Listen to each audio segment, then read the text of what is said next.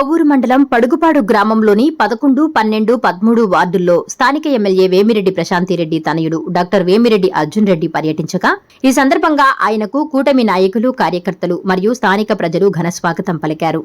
పర్యటనలో భాగంగా ఆయా వార్డుల్లోని ప్రజా సమస్యలను స్వయంగా తెలుసుకున్న ఆయన కూటమి ప్రభుత్వ లక్ష్యాలను ప్రజలకు వివరించడమే కాకుండా తెలుగుదేశం పార్టీ నాయకులు మరియు కార్యకర్తలతో ముఖాముఖి సమావేశం నిర్వహించి పార్టీ బలోపేతం మరియు భవిష్యత్తు కార్యాచరణపై సుదీర్ఘంగా చర్చించారు.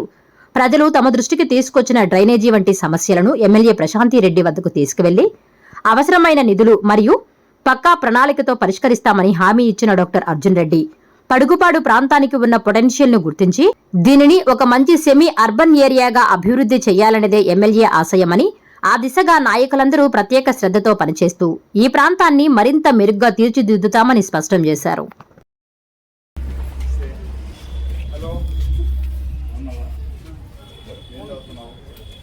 బాగున్నారా?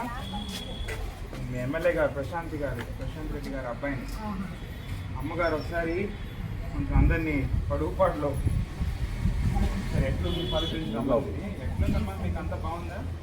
అంతా బాగుందండి. కంప్లైంట్స్ ఏం లేవు.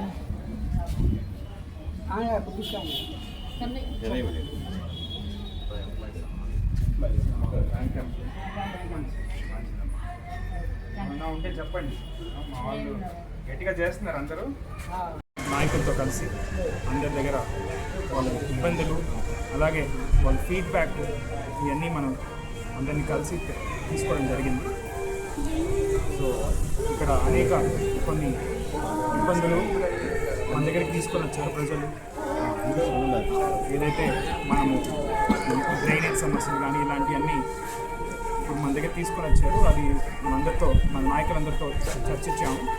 డెఫినెట్గా ఇది ఎమ్మెల్యే గారి దగ్గర తీసుకుపోయి దీనికి కావాల్సిన నిధులు కానీ అలాగే దానికి కావాల్సిన ప్లానింగ్ ఇవన్నీ ఎట్లా చేసి మన పడుగుపాటుని బాగా డెవలప్ చేయాలని చెప్పి అమ్మగారి విష్ అది.